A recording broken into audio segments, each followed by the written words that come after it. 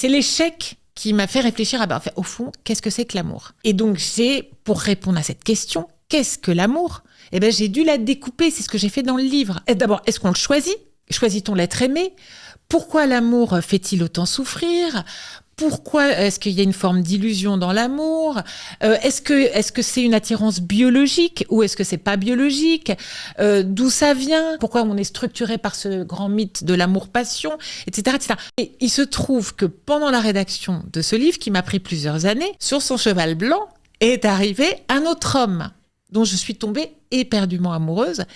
Et donc, tout à coup, panne d'inspiration, parce que tout le début du livre, c'était « L'amour n'existe pas, c'est une illusion, réveillez-vous mesdames, lisez Simone de Beauvoir, vous allez voir le prince charmant, tout ça, allez balayer, trouvez votre vérité en vous. » Tout ça. Mais j'étais tombée de l'autre côté, en fait, je n'y croyais plus. C'était la démystification totale de l'amour et du concept.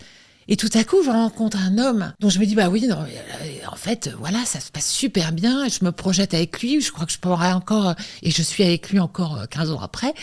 Et tout à coup, je me suis dit, en fait, ça peut exister. Donc, il faut quand même y croire. Et donc, la question, c'était, à quelles conditions peut-on faire durer l'amour ? Qui est encore une autre question.